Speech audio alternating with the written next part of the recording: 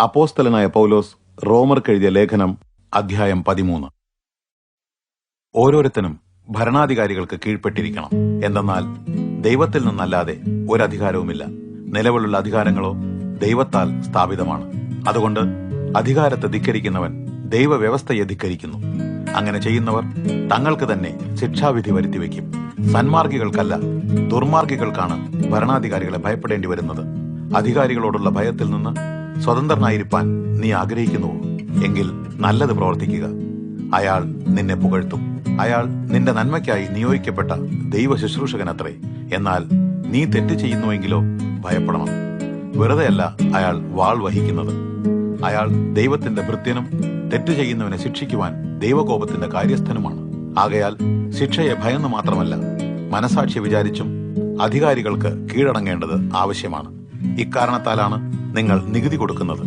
അധികാരികൾ മുഴുവൻ സമയവും ഭരണകാര്യത്തിൽ വ്യാപൃതരായ ദൈവഭൃത്യരാണ്.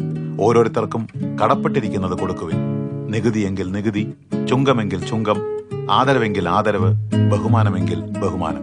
സ്നേഹിപ്പാനുള്ള കടപ്പാടൊഴികെ ആരോടും ഒന്നും കടപ്പെട്ടിരിക്കരുത്. അയൽക്കാരനെ സ്നേഹിക്കുന്നവൻ ന്യായപ്രമാണം നിറവേറ്റിയിരിക്കുന്നു.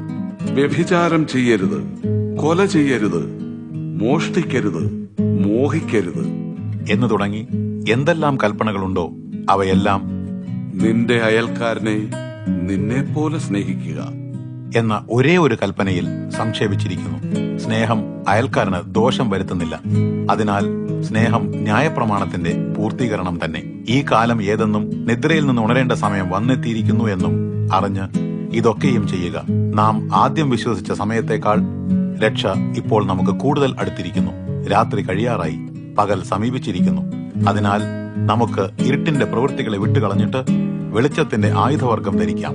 പകൽ സമയത്ത് എന്ന പോലെ നമുക്ക് മാന്യമായി ജീവിക്കാം. പനോത്സവങ്ങളിലും മദ്യലഹരിയിലുമല്ല, ദുർവൃത്തിയിലും ഭോഗാസക്തിയിലുമല്ല, ഭിന്നതയിലും അസൂയയിലുമല്ല നാം ഇനി ജീവിക്കേണ്ടത്.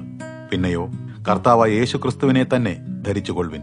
ജഡത്തിന്റെ മോഹങ്ങളെ തൃപ്തിപ്പെടുത്തുവാൻ ആഗ്രഹിക്കരുത്.